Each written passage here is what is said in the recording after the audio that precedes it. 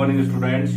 आज हम वर्ब की बात करते हैं फिल इन द ब्लैंक्स में, और हम ये भी बात करेंगे कि किस सेंटेंस में कौन सी वर्ब आई और क्यों आई, हमें कैसे पता लगा कि कौन सा टेंस है। जैसे पहला सेंटेंस पढ़ते हैं, I dash write letter since morning.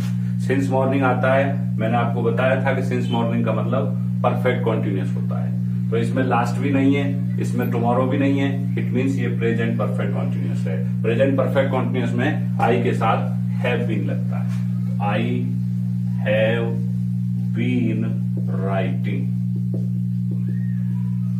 Second question पढ़ते हैं, the team dash play a match tomorrow.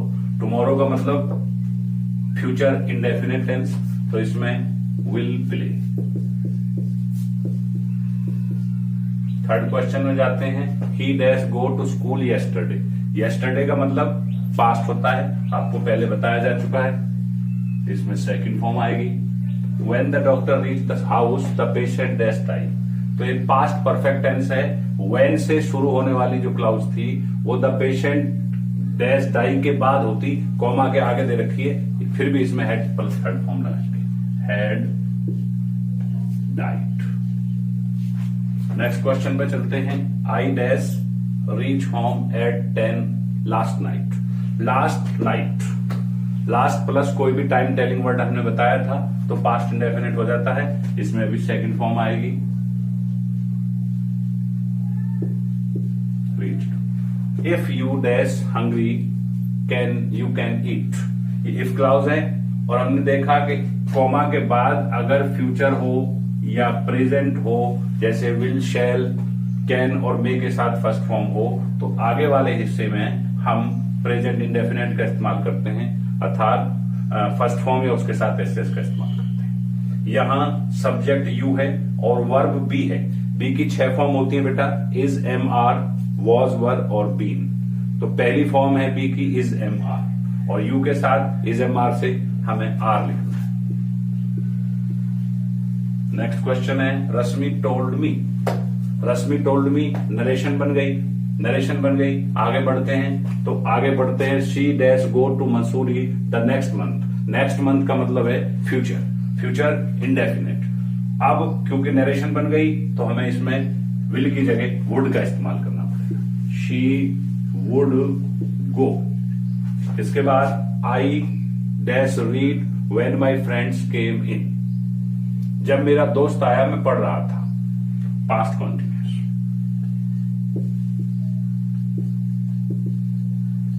Next sentence में, the prayer assembly in the school dash begin at 7 in the morning. Present indefinite tense है क्योंकि सुबह की बात है, morning की बात है, begins. It dash rain heavily now take an umbrella.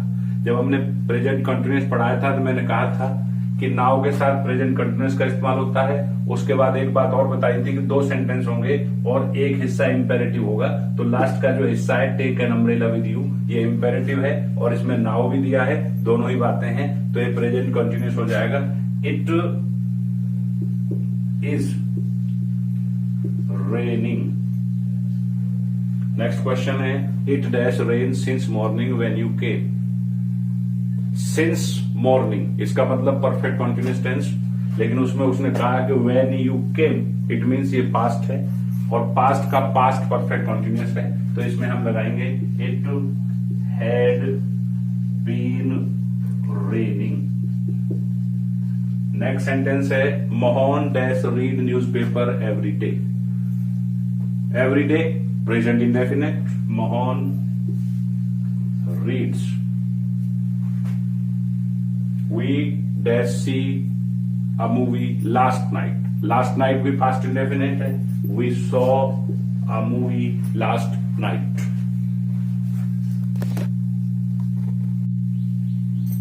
Verb की एक और एक्सरसाइज करते हैं, see often। often means present indefinite, इसमें arrive के साथ arrive लिख दिया। अब क्योंकि सब्जेक्ट सी है तो एस लगा देंगे। नेक्स्ट सेंटेंस है, very cold weather at present. At present दोस्तों प्रेजेंट कॉन्टिन्यूअस की बात करता है, इसलिए we are having. Next sentence है he told me that you dash last week visited.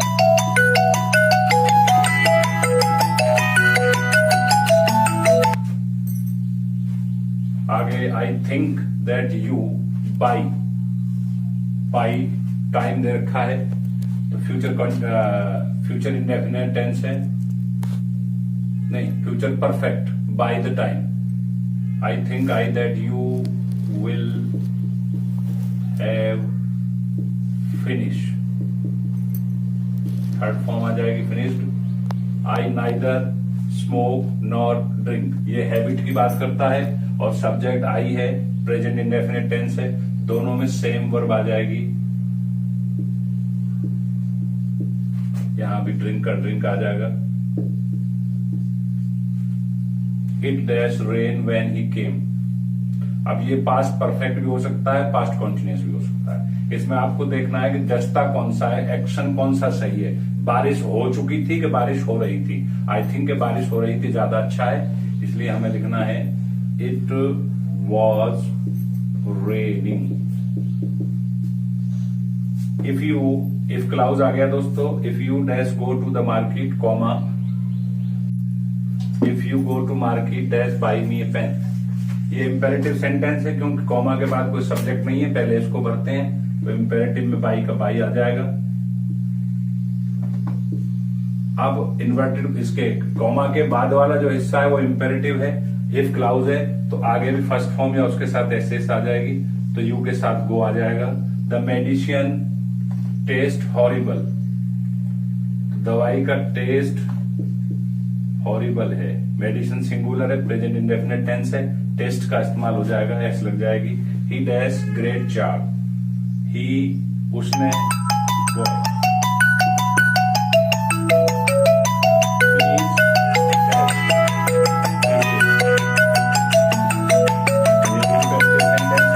Start होता है। एट प्रेजेंट, फिर प्रेजेंट कॉन्टिन्यूअस का इस्तेमाल हो गया। I am writing a letter, the first world war dash in 1914, past indefinite tense है, begin. When he arrived home his sister, जब वह घर आया तो उसकी बहन खालिस्तान वॉच टीवी। अब ये भी पास्ट इंडेफिनेट और कॉन्टिन्यूअस की क्लाउज हो सकती है और पास्ट इंडेफिनेट और पास्ट परफेक्ट की हो सकती है, लेकिन इसमें भी जो हमने ऊपर लिखा था कि वाज रेनिंग व्हेन ही केम, इस तरह इसको भी पास्ट कॉन्टिन्यूअस में बनाएंगे तो ज्यादा अच्छा होगा। His sister was watching, continuity of work को दिखा रहा है पास्ट में। I dash finish the work by tomorrow, मैं ये काम परसों तक कर लूंगा, तो विल आई शैल है पक्का। इसमें हमें देखना है कि ट्रायल बहुत देर तक चला या चलेगा, दोनों ही बातें ठीक होंगी।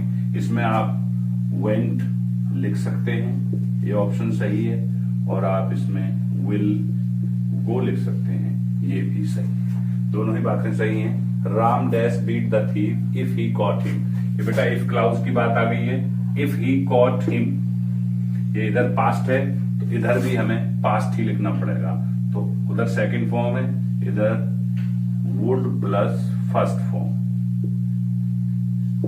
नेक्स्ट आई विश आई के बारे में मैंने बताया था कि जब भी आई विश आई आएगा, आई थिंक आई आएगा, बाय द टाइम आएगा, तो हमें पास्ट परफेक्ट का इस्तेमाल करना है। It means had listened, listened. Next है we dash live here since 1980, ये प्रेजेंट परफेक्ट कंटिन्यूअस टेंस है।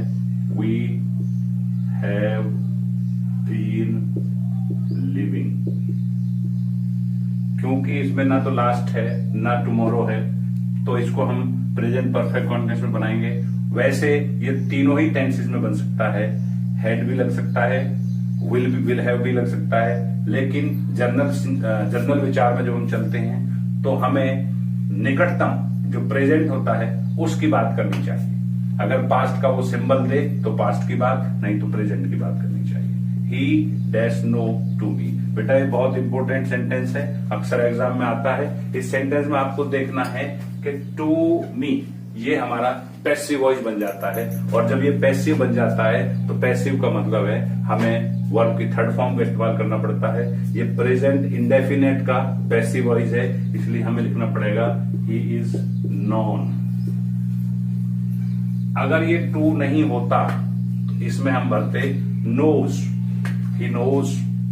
आगे he dash just go out, just के साथ हमने लिखा था प्रेजेंट परफेक्ट टेंस, तो हैज इधर लिख देंगे और गो की थर्ड फॉर्म इधर लिख देंगे, gone out. At present dash I write a letter, at present का मतलब है प्रेजेंट कॉन्टिन्यूअस टेंस, और इसलिए इसमें एम राइटिंग। तो मैं उम्मीद करता हूं कि आप भी अपनी एक्सरसाइज कंप्लीट करेंगे, और अगली प्रॉब्लम्स के साथ फिर अगली वीडियो में हम मिलते हैं। Thank you.